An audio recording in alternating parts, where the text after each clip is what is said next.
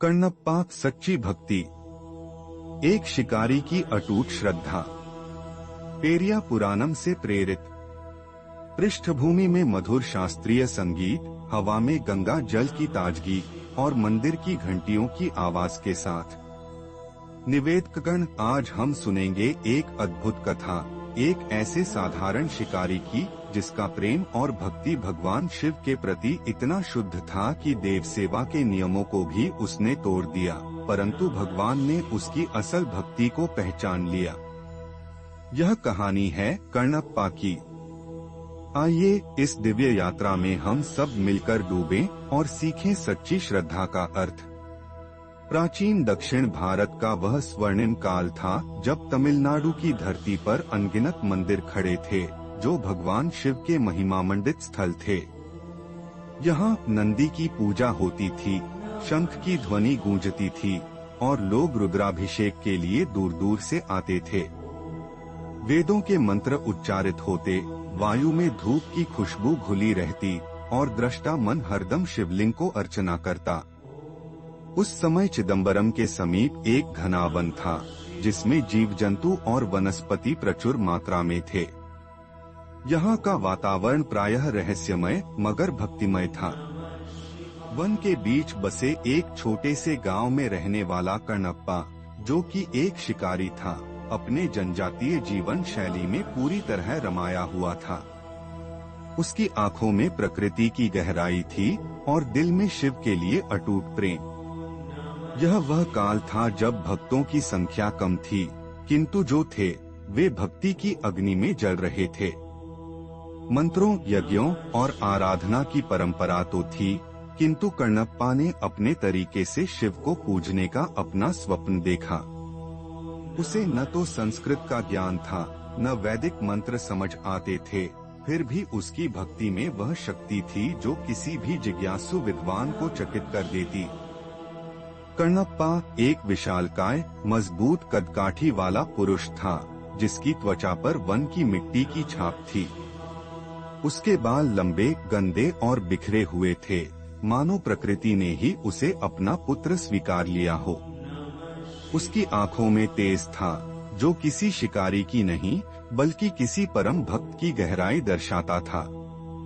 वह अपने हाथ में धनुष लिए जंगली रास्तों से गुजरता, हिरण और अन्य जीव जंतु की खोज में। वहीं भगवान शिव, जो कैलाश पर्वत के अधिपति हैं, त्रिनेत्रधारी, वृषभवाहन, गंगा को जटा में धारण किए और गले में नाग मंडित, उनका रूप अत्यंत दिव्य था, जिनकी छवि को न तो शब्दों में बांधा जा सकता है, न कल्पना में। वे सर्वशक्तिमान हैं, दयालु हैं, पर गंभीर भी। उनके चरणों में सैकड़ों भक्त सिर झुकाते हैं और उनकी कृपा पाने को मानव जीवन की सर्वोच्च उपलब्धि मानते हैं। कण्णप्पा की साधारणता और शिव की दिव्यता, दो विपरीत ध्रुव पर जिनकी भक्ति ने अटूट सूत्र में बंधाव किया। एक दिन कण्णप्पा ने अपने वन यात्रा के दौरान चिदंबरम के प्रसिद्ध शिवलिंग के समीप पहुंचकर दर्शन किया। शिवलिंग सोने की रोशनी में जगमगा रहा था। वन की कोमल हवा में धूप की खुशबू घुली थी और पास ही गौमुख से मंद जल गिर रहा था। कण्णप्पा ने अपने हाथों से एक हिरण को मारकर उसके खून को शिवलिंग पर परोसा। हे महादेव, उसने कड़क आवाज में कहा, यह मेरा श्रृंगार है जो मेरी श्रद्धा का द्योतक है। कृपा करो, मुझे अपनी छत्र छाया दो। परंतु कण्णप्पा ने जो किया वह परंपरागत पूजा पद्धति से अलग था। वह रक्त चढ़ा रहा था, जो मंदिर के पुजारियों को अक्षमय लगता था। जब मंदिर के पुजारी यह देखकर आए तो उन्होंने कण्णप्पा से कहा, तुम्हारा यह कार्य अशुद्ध है। रक्त से शिव की पूजा नहीं होती। वेद मंत्रों के बिना पूजा अधूरी है। कण्णप्पा ने कहा, मुझे मंत्र नहीं आते, वेद की समझ नहीं, पर मेरा हृदय शिव के लिए धड़कता है। मेरे पास यही है, मेरा प्रेम और मेरा प्राण। पर पुजारियों ने उसकी भक्ति को नकार दिया और उसे मंदिर से बाहर निकाल दिया। कण्णप्पा उदास होकर जंगल की ओर लौटने लगा, लेकिन उसका मन शिव में डूबा हुआ था। अगले दिन कण्णप्पा फिर शिवलिंग के पास आया। उसने देखा कि शिवलिंग के ऊपर से एक बिंदु खून टपक रहा है। वह समझ गया कि भगवान शिव को चोट लगी है। वह दौड़ा। अपनी प्राणवायु से भरा कण्णप्पा ने तुरंत अपना प्राण त्यागने का निश्चय किया। हे भोलेनाथ, आपकी परीक्षा है यह मेरा मन, मेरा प्राण। मैं आपकी सेवा में जो भी करूंगा वह आपकी रक्षा के लिए होगा। उसने फिर अपनी आंखों को देखने का प्रयास किया। ध्यान दिया कि शिव की एक आंख से खून टपक रहा है। बिना देर किए कण्णप्पा ने अपनी छुरी निकाली और अपनी दाहिनी आंख को उसी स्थान पर रख दिया। उसकी चीख से जंगल गूंज उठा, पर वह दर्द भूलकर केवल शिव की भक्ति में लीन था। फिर उसने देखा कि दूसरी आंख से भी रक्त टपक रहा है। कण्णप्पा ने निडर होकर अपनी बाईं आंख भी उसी प्रकार समर्पित कर दी।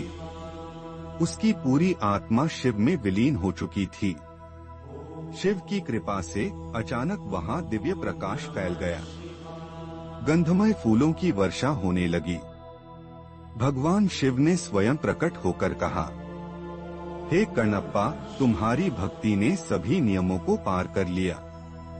तुम्हारे हृदय की शुद्धि ने आकाश को छू लिया है। जो भक्त अपने प्राण की आहुति देता है उसकी सेवा ही सर्वोच्च सेवा होती है। कण्णप्पा की आंखें न थीं, पर उसकी आत्मा के दिव्य दर्शन से भगवान शिव संतुष्ट थे। शिव ने अपनी त्रिशूल से चमत्कार दिखाया और कण्णप्पा की आंखें पुनः उत्पन्न कर दी। अब तुम मेरे स्थायी सेवक और भक्त हो। तुम्हारी कथा सभी मनुष्यों और देवताओं को सत्य भक्ति का पाठ पढ़ाएगी। कण्णप्पा ने नम्रता से कहा, हे भोलेनाथ, आपकी कृपा ही मेरा जीवन है। आपकी सेवा में मैं अपने प्राण समर्पित करता हूँ। भगवान शिव ने कण्णप्पा को आशीर्वाद दिया, तुम्हारे प्रेम और त्याग ने मुझे प्रसन्न किया। संसार की कोई वेदना तुम्हें छू नहीं पाएगी। तू सदैव मेरे साथ रहेगा।